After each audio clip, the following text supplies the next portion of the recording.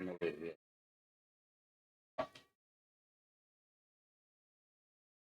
noite, meus irmãos. A graça e a paz de Cristo Jesus. Bom estar vocês pregando mais uma vez aqui a oportunidade que Deus tem dado. Louvado seja Deus pela vida do pastor.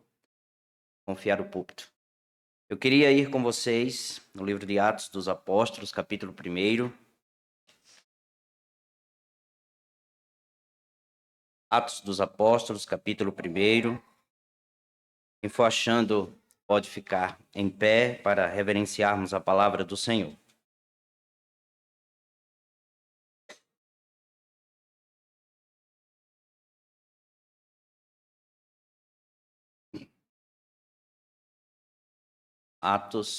Livro de Atos dos Apóstolos, ou Atos dos Apóstolos, capítulo 1. Eu farei uma leitura do verso 12 ao verso 26. A minha versão é Nova Almeida atualizada, mas dá para a gente acompanhar, tá bom? Capítulo 1, verso 12 ao verso 26, diz a palavra do Senhor. Então os apóstolos voltaram do Monte das Oliveiras para Jerusalém.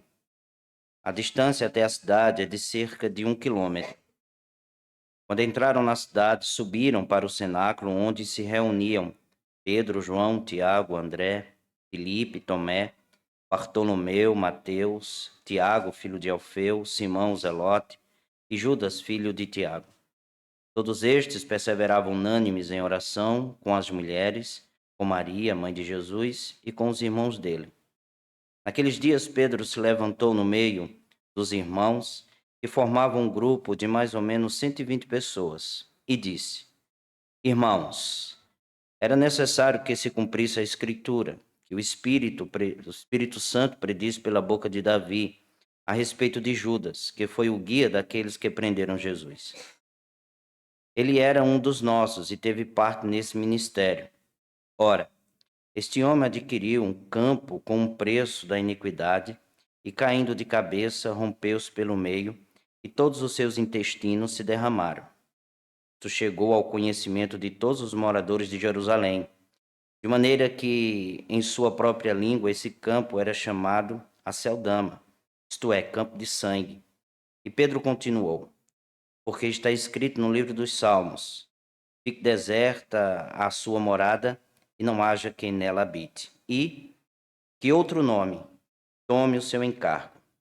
Portanto, é necessário que os homens que nos acompanharam todo o tempo em que o Senhor Jesus andou entre nós, começando no batismo de João até o dia em que foi tirado do nosso meio e levado às alturas, um destes se torne testemunha conosco da ressurreição.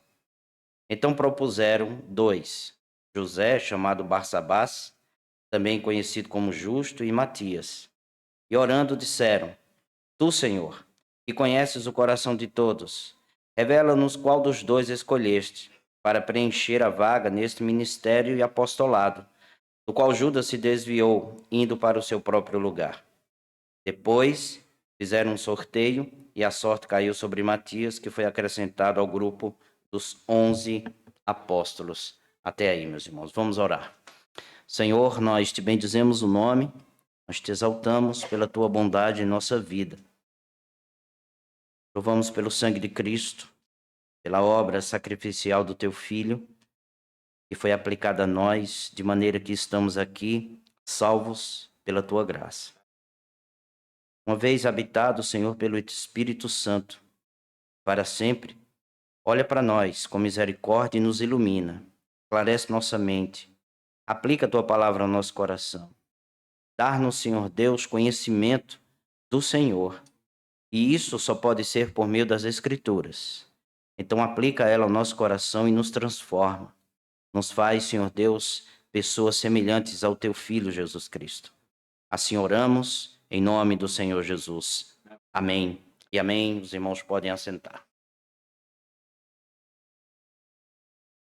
O tema da nossa pregação, meus irmãos, é a capacitação de Deus para a sua missão. A capacitação para a missão de Deus no mundo. A missão de Deus é a missão da igreja.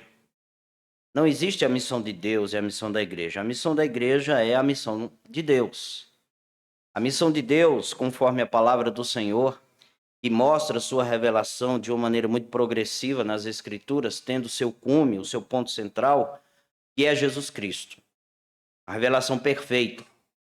A revelação onde não pode haver outra que possa dar ao homem satisfação, alegria e comunhão com ele. Somente o Senhor e Salvador Jesus Cristo fez isso.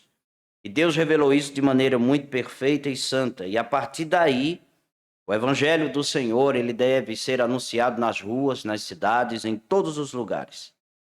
Então, o livro de Atos dos Apóstolos, ou Atos dos Apóstolos, registra a operação de Deus, registra a ação do Senhor através da igreja, espalhando o Evangelho nas ruas, contando como Deus iniciou essa ação, iniciou esse movimento através dos seus discípulos, através da igreja, e que deverá alcançar o mundo todo, mostrando que nós somos pecadores, que os seres humanos são necessitados de perdão e que só encontra isso na pessoa de Jesus. E isso partiu de Jerusalém, como vimos no texto, até chegar aos confins da terra. De forma especial, esse capítulo 1 que lemos aponta para alguns detalhes da ação de Deus, da ação do Senhor, no que ela consiste, quais são os salvos, quem são as pessoas, qual é o mandamento do Senhor, e nos informa os perigos que nós iremos encontrar neste mundo quando estamos pregando o Evangelho. Hoje, eu quero ver com vocês esse início de texto aqui em Atos dos Apóstolos, que nós iremos estudar de uma maneira como Deus capacita a igreja, os discípulos, para a missão dele, a missão de Deus. Podemos perceber que entre a ascensão do Senhor Jesus, a subida de Jesus à direita de Deus Pai Todo-Poderoso, até o dia de Pentecostes, passaram-se 10 dias. O livro de Atos dos Apóstolos apresenta que Deus, o Senhor Jesus, apareceu aos apóstolos e discípulos em um período de 40 dias. Depois viria o Pentecostes, que são 50 dias depois da Páscoa. Então, esse espaço de 10 dias, de 40, da ascensão de Jesus, até o dia de Pentecostes, é o texto que nós estamos. É o texto em que nós lemos. São esses 10 dias que os apóstolos e os discípulos de Jesus estão reunidos entre a ascensão do Senhor Jesus e o dia de Pentecostes, no capítulo 2. Podemos verificar isso logo aí no verso 9 do capítulo 1. Vejam comigo, meus irmãos, irei ler do verso 9 ao verso 11, que diz assim: Depois de ter dito isso, Jesus foi elevado às alturas à vista deles, e uma nuvem o encobriu dos seus olhos. E estando eles com os olhos fixos no céu, enquanto Jesus subia, eis que 2 homens vestidos de branco se puseram ao lado deles, e lhes disseram: Homens da Galileia, por que vocês estão olhando para as alturas?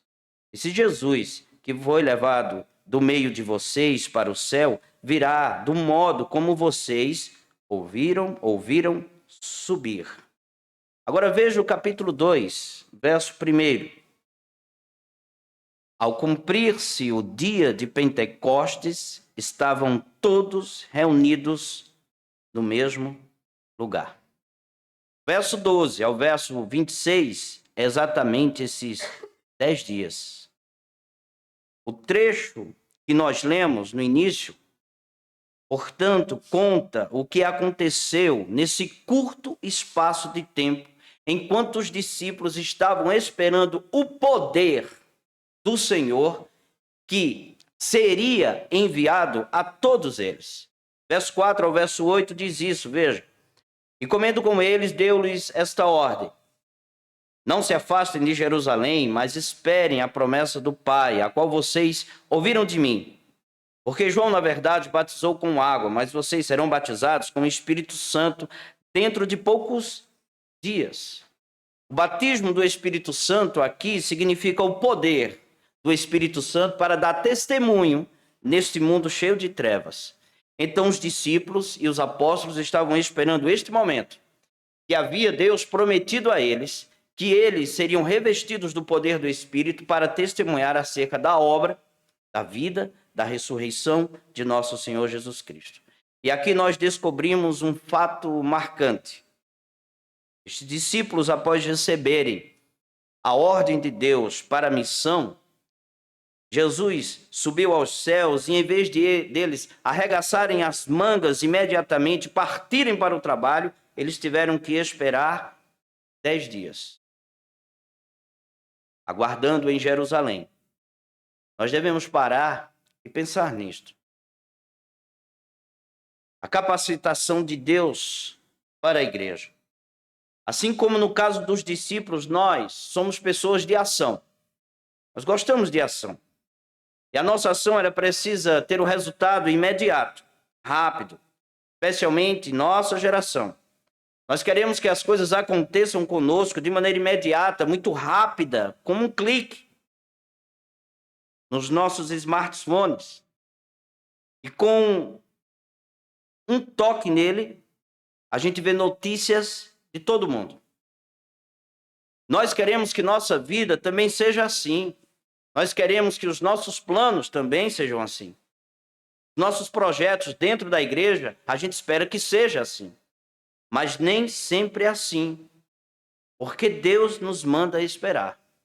Foi exatamente o que Deus fez com os apóstolos e discípulos. Esperem em Jerusalém. Queremos movimento, principalmente quando nós julgamos importante os desdobramentos. Quando nós sabemos o que vai acontecer, nós queremos que as coisas aconteçam imediato e como nós queremos. Mas Deus fez diferente com os discípulos. Disseram, esperem. O Espírito Santo não desceu imediatamente após a ascensão do Senhor e Salvador Jesus Cristo. Os discípulos não saíram imediatamente para pregar. Houve um atraso, entre aspas, de 10 dias. Aquele foi um tempo de capacitação para os apóstolos e discípulos. Apesar deles terem sido instruídos por Jesus, eles precisavam desse período para ainda aprender como pregar a palavra, anunciar o evangelho a um mundo de trevas. Apesar de detestarmos, Deus constantemente separa períodos de espera para as nossas vidas.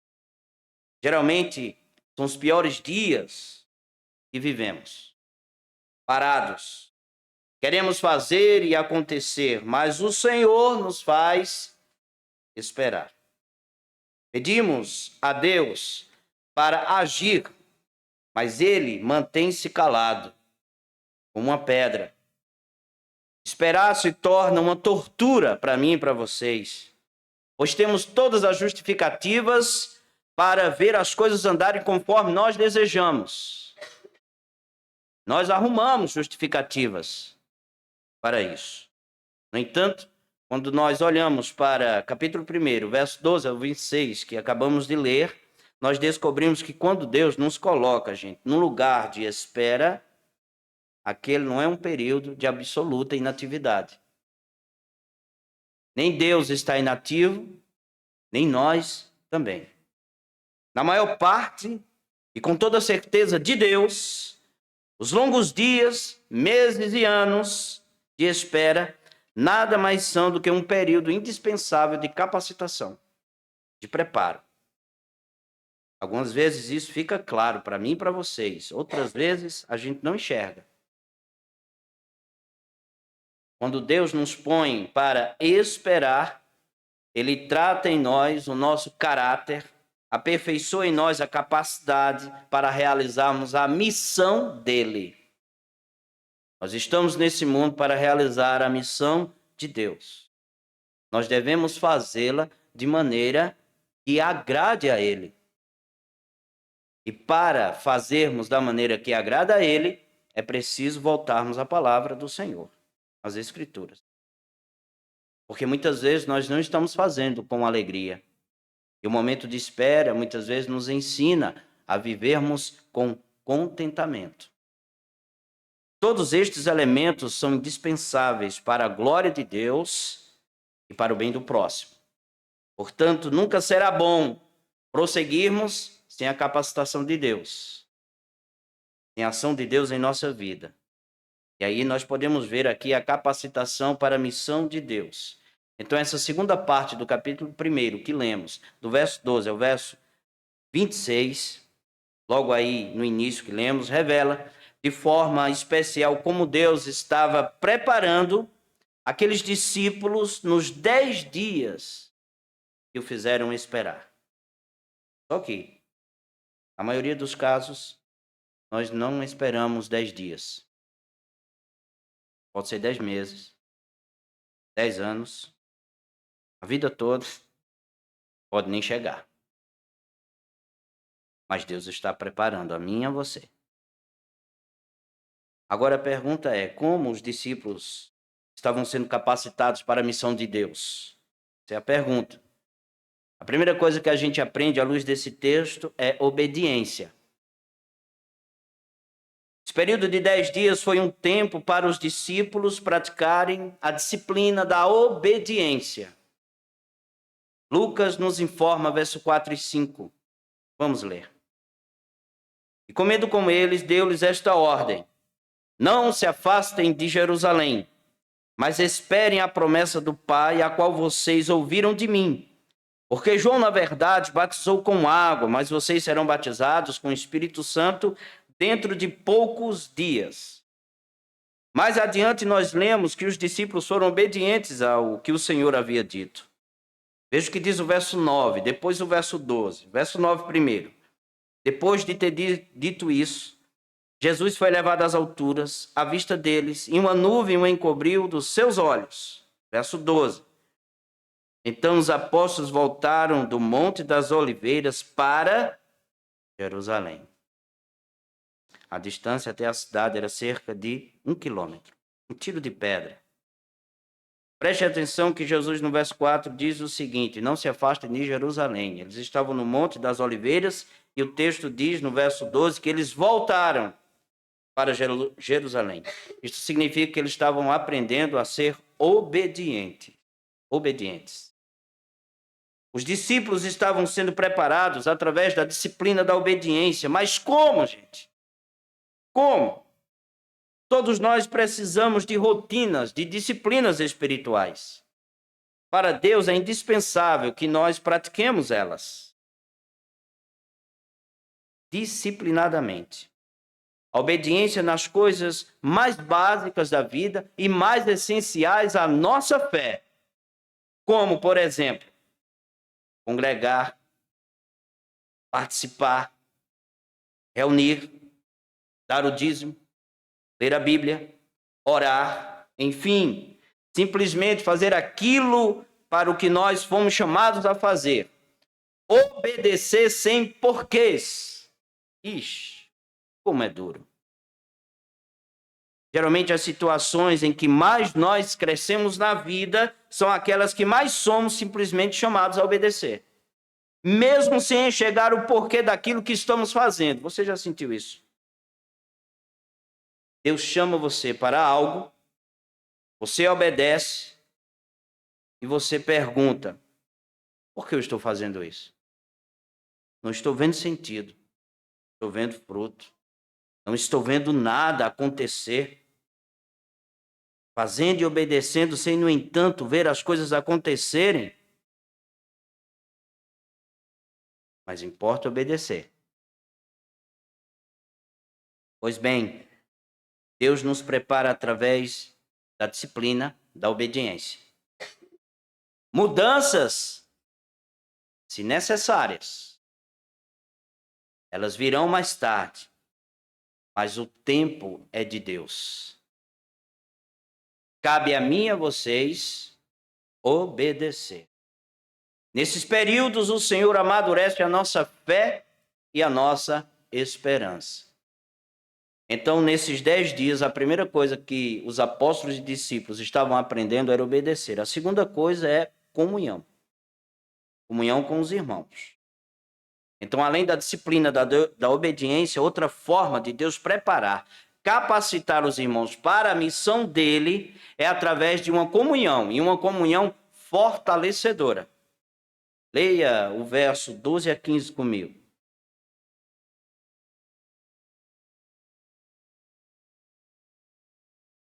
Diz a palavra do Senhor.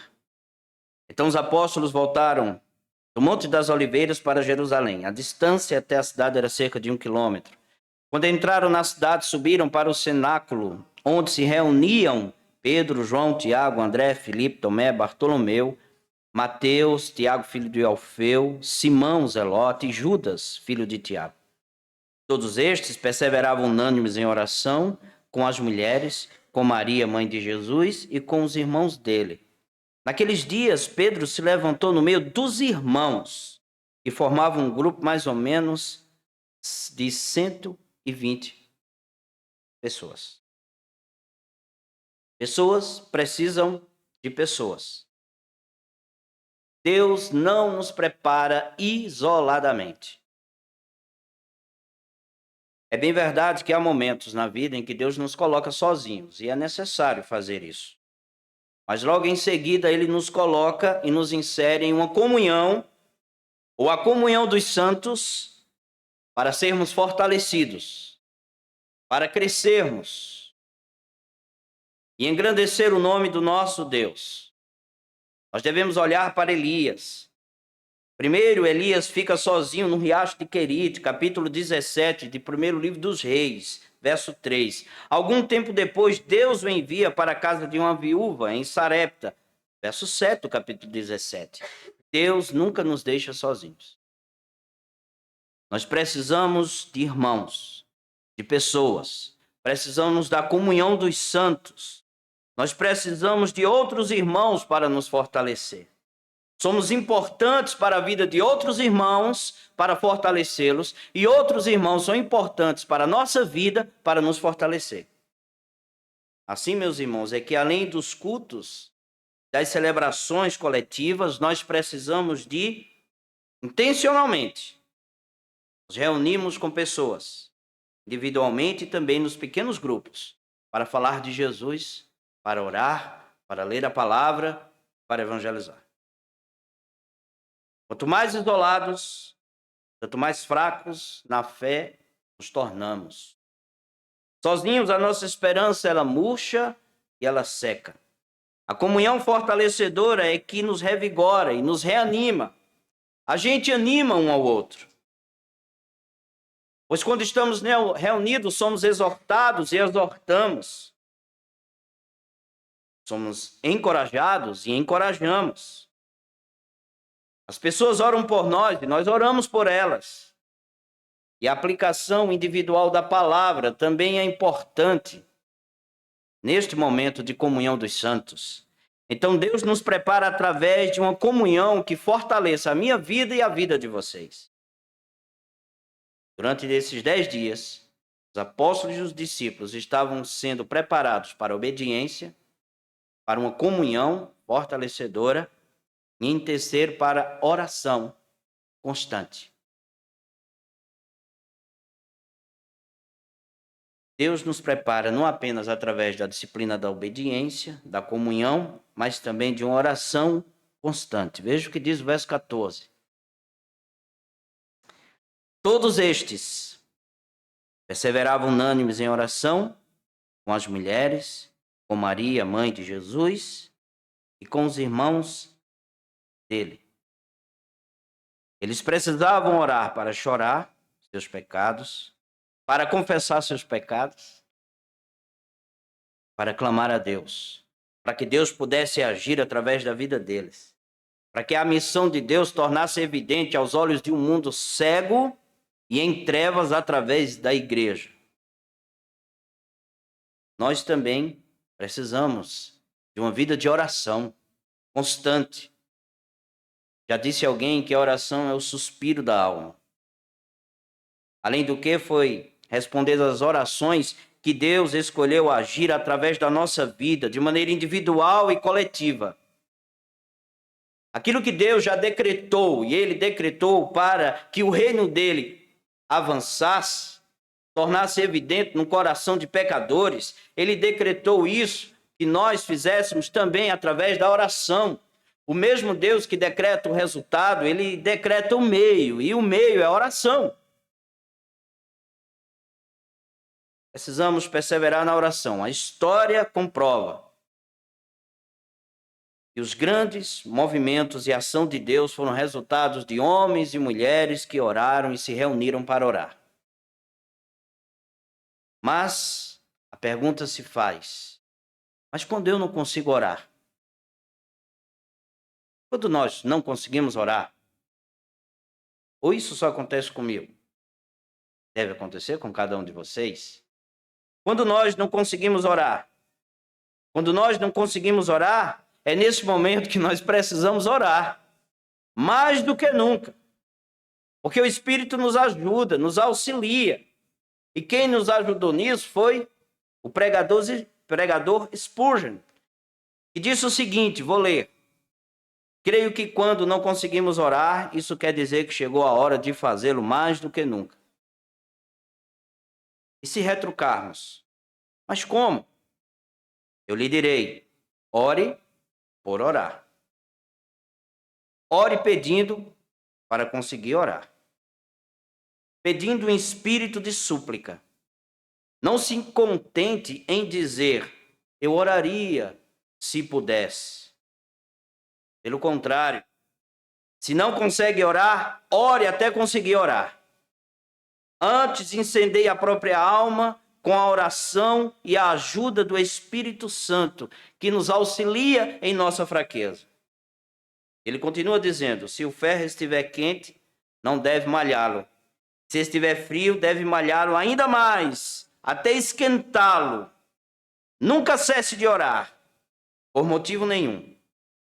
Deus nos prepara para a sua missão através de uma oração constante, perseverante, como os irmãos estavam aqui em Atos fazendo. Portanto, valorize os cultos de orações às terças-feiras. É certo que em dado momento a gente não pode por conta do trabalho, acontece algo de repente. Porém, naquilo que você puder, venha. É o momento em que a igreja está reunida para orar e suplicar a Deus para que a ação de Deus venha ao mundo através de nós. Isso não significa que Deus depende das nossas orações. É o que eu disse antes, Deus já decretou todas as coisas, mas Ele o faz das nossas orações. Obediência, comunhão, oração e agora estudo bíblico. Estudar a palavra de Deus. Estes irmãos estavam sendo preparados para isto. Quando Pedro falou da necessidade de terem alguém para o lugar de Judas, ele começou a citar as Escrituras. Vocês perceberam? Veja o que diz o verso 16. E disse, Pedro, irmãos, era necessário que se cumprisse a Escritura. O Espírito Santo prediz pela boca de Davi a respeito de Judas, que foi o guia deles, e prenderam Jesus. O que podemos deduzir desta palavra de Pedro? Quando fazemos essa leitura, o que podemos entender? Nós concluímos que Pedro, durante os 10 dias, esteve analisando os últimos acontecimentos à luz das profecias do Antigo Testamento. E nesses 10 dias, tanto ele quanto os demais estavam lendo as Escrituras e fazendo uma leitura a partir dela dos acontecimentos na vida da igreja. Ele e os discípulos estiveram estudando a Bíblia, meditando na palavra do Senhor. Aliás, Jesus mesmo ensinou isso. E deveríamos fazer isso. Vocês não lembram na estrada para Emaús? O Senhor disse assim, 24, 27 de Lucas. E começando por Moisés e todos os profetas, explicou-lhes o que constava a respeito dele em todas as Escrituras. E os olhos deles se abriram. A palavra do Senhor estava sendo ali estudada e lida. E esses apóstolos e discípulos estavam estudando a palavra. Não é possível que durante aqueles 10 dias eles estivessem estudando o Antigo Testamento sobre a pessoa do Espírito Santo, o Consolador, o poderoso Senhor que Deus prometeu enviar. Eles estavam estudando acerca dos acontecimentos que prenderam Jesus através de Judas, o traidor, mas também do que aconteceria, porque Jesus disse o seguinte: olhe, daqui a poucos dias o Espírito Santo vai descer com poder e vocês serão minhas testemunhas. E aí eles foram para as Escrituras, estudar a palavra de Deus. Como nós podemos saber disso? Nós podemos saber disso que quando o Espírito Santo de Deus desce, dia de Pentecostes, Pedro, mais uma vez, capítulo 2, verso 14 ao verso 16, diz assim: então Pedro se levantou junto com os 11, e erguendo a voz, dirigiu-se à multidão nestes termos: homens da Judéia e todos vocês que moram em Jerusalém, tomem conhecimento disto e prestem atenção no que vou dizer. Estes homens não estão bêbados, como vocês estão pensando, porque são apenas 9 horas da manhã. Mas o que está acontecendo é o que foi dito por meio do profeta Joel.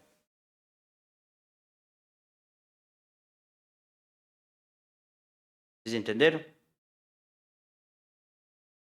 Que aquilo que aconteceria no capítulo 2, descida do Espírito Santo, eles perceberam, estava lá em Joel, capítulo 2, verso 28 ao 32.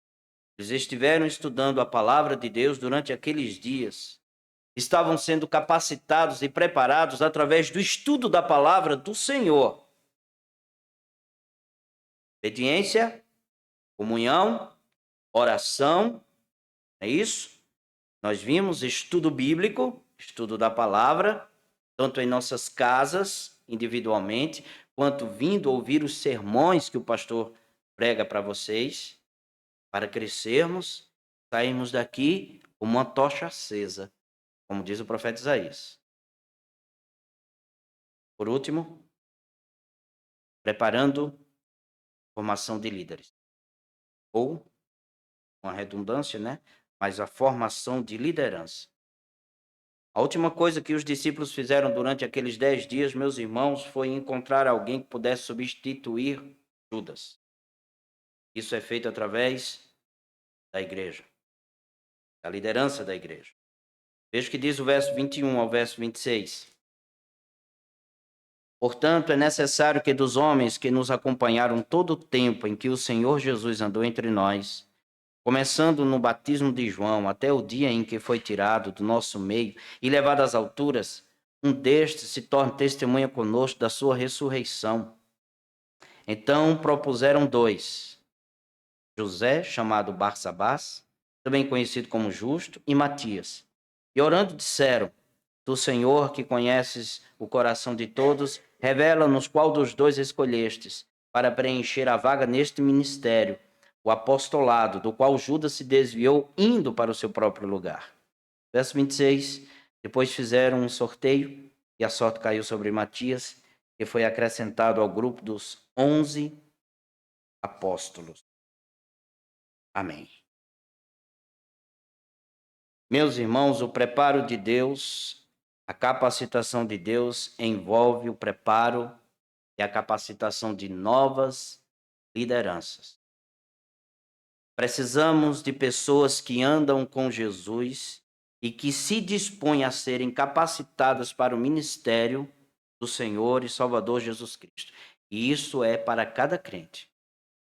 Cada irmão tem um ministério. Quem vê isso é a liderança da igreja, como também é a própria igreja. Por isso que o verso 23 diz: então propuseram. É congregacionalismo, né, gente? De mão cheia. Propuseram. Então, preparo, na verdade, para esta missão de Deus é a capacitação de liderança. Lembre-se do que Paulo disse no capítulo 4 de Efésios. Eu vou ler em outra versão que diz assim, só acompanha a leitura.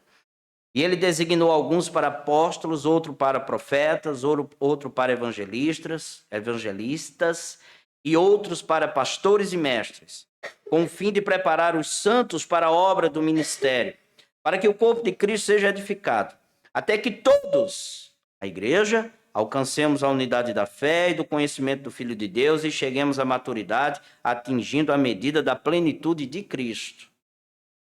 Então, a capacitação de liderança, através dos líderes, é feita através da palavra, para que a gente possa atingir a medida da plenitude de Cristo, sermos parecidos com Cristo neste mundo, para que o mundo veja que, na verdade, fomos transformados. Essa é a missão de Deus no mundo. Pastores pastoreiam. De que forma? Apacentando. Como apacenta? Através da palavra do Senhor. Preparando, ensinando, treinando as ovelhas para o ministério para o qual Deus chamou cada um deles. Deus chamou cada um de vocês para o ministério. Aqui está, gente, a capacitação para a missão de Deus, à luz do texto. Eu tenho por certo, não é de hoje, que Deus está fazendo isso conosco. Está trabalhando em nós, preparando-nos.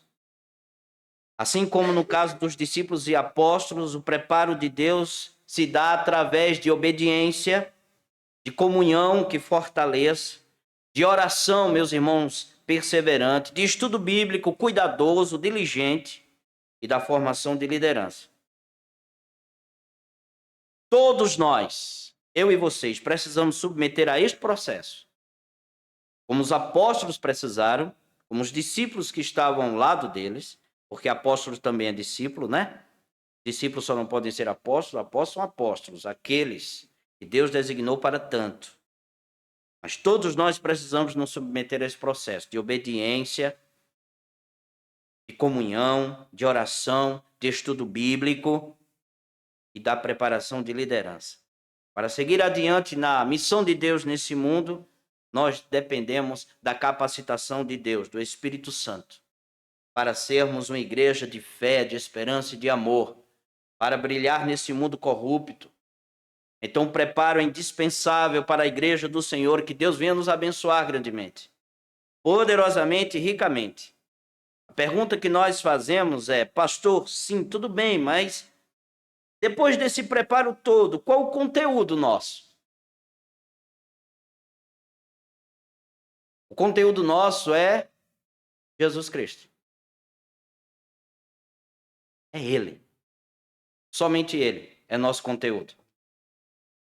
Ele é o conteúdo da nossa obediência, da nossa comunhão, não é? Da nossa oração, do estudo dirigente, da capacitação de liderança. Jesus é o conteúdo disso tudo. A Trindade Santa está envolvida, Pai, Filho, Espírito Santo. Mas nós devemos lembrar que o Pai nunca verteu sangue.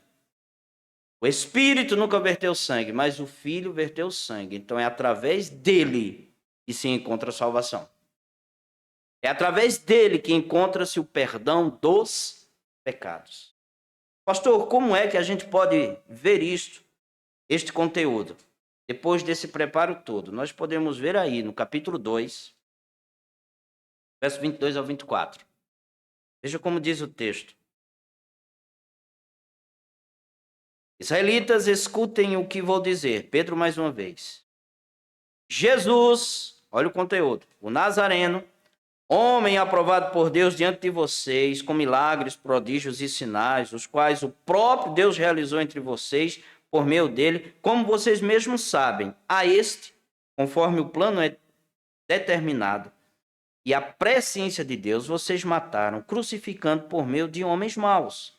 Porém, Deus o ressuscitou, livrando da agonia da morte, porque não era possível que fosse retido por ela. Aqui está o conteúdo. Jesus Cristo. Verso 29 ao 33. Irmãos, permitam-me falar-lhes claramente a respeito do patriarca Davi. Ele morreu e foi sepultado, e o seu túmulo permanece entre nós até hoje. Sendo, pois, profeta e sabendo que Deus lhe havia jurado que dos seus descendentes se assentaria no seu trono, prevendo isto, referiu-se à ressurreição de Cristo, que nem foi deixado na morte, nem o corpo experimentou corrupção. Deus ressuscitou este Jesus, e disto todos nós somos testemunhas. Exaltado, pois, à direita de Deus, tendo recebido do Pai a promessa do Espírito Santo, derramou isto que vocês estão vendo e ouvindo. Capítulo 4, terminando, verso 12.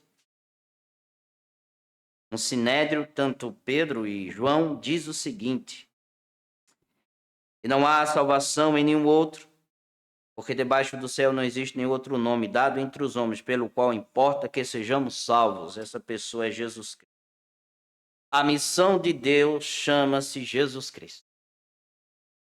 Pregue Jesus Cristo, viva Jesus Cristo. Você vem para a igreja, está escutando os sermões do nosso pastor, ouvindo a palavra do Senhor, está gostando da igreja, não pense que isso lhes dará perdão. Você precisa se comprometer com Jesus. Reconhecer o que você é. Pecador. Como todos nós. Que o único caminho é Jesus. Fazendo isso, você pode estar conosco para aprender a ser obediente, a ter uma comunhão fortalecedora, uma oração constante, estudo da palavra diligente e preparado para ser um líder. Tudo isso Deus pode fazer na sua vida. Agora, quem provê tudo isso para a sua vida chama-se Jesus Cristo. Deus nos abençoe. Vamos orar. Senhor, nós te adoramos e bendizemos o nome do Senhor. Obrigado pela tua igreja reunida. É o Senhor quem nos reúne. Obrigado por Jesus Cristo, a nossa salvação, e possamos crescer abundantemente na tua palavra. Nós te adoramos por esta igreja, glorificamos o teu nome por ela. Que o Senhor seja exaltado para todo sempre. Em nome de Jesus. Amém.